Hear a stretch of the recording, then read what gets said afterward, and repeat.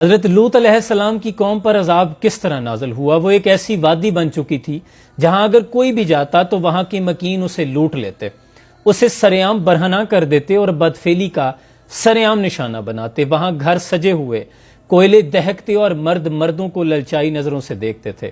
انہوں نے اپنی جسمانی اور نفسی خواہشات کو پورا کرنے کے لیے عورتوں کی بجائے مردوں کی جانب رخ کر لیا تھا، اور عورتیں اس میں برابر کی شریک تھی، عورتیں بھی ان میں ساتھ شامل تھی۔ ان لوگوں نے حد اس روز پار کی جب حضرت لوط علیہ السلام کے پاس اللہ کے بھیجے ہوئے فرشتے دو خوبصورت لڑکوں کی شکل میں آئے۔ تو یہ خبر حضرت لوط علیہ السلام کی بیوی، جس کے بارے میں قرآن میں آتا ہے کہ وہ پیچھے رہ جانے والوں میں ہے، اس نے جا کر اس گروہ کو دے دی۔ تمام لوگوں کو پتہ چل گیا اور وہ لوگ گروہ در گروہ دروازے توڑنے لگے، وہ جھپٹنے لگے اور ان کے ذہنوں میں انہی خوبصورت لڑکوں کے بارے میں خواہشات نفسانی ابھر رہی تھی، شیطانی الاؤ دہک رہے تھے۔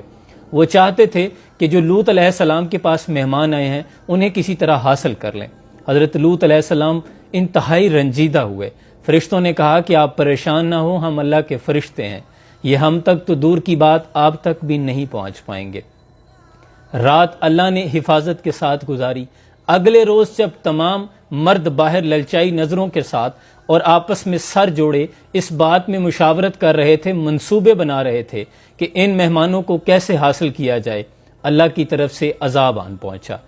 اس روئے زمین کے اسی وادی کے ٹکڑے کو اللہ نے ہوا میں بلند کیا، اوپر اور اوپر اتنا بلند کیا، اور پھر زوردار جھٹکے کے ساتھ واپس زمین پہ اس طرح مارا کہ 400 فٹ گہرائی میں چلا گیا، اور جس کی چیخ و پکار کی آوازیں آسمان پر فرشتوں نے سنی، اور اس طرح یہ زمین کا ٹکڑا زمین میں دھسا کہ نتیجتاً اس میں سے پانی نکل آیا۔ جو لوگ بچ گئے اس پر اللہ نے آسمان سے پتھر برسائے، آگ کی طرح پتھر اور نشان زدہ پتھر، جس کے حصے کا پتھر صرف اسی کو آ کے لگتا، اللہ نے تہس نہس کر دیا۔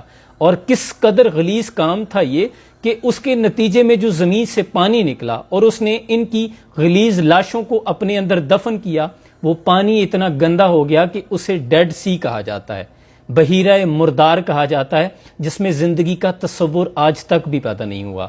کوئی زندہ مچھلی نہیں ہے، کوئی مینڈک یا کوئی بھی حیوان وہاں پہ زندہ نہیں رہتا۔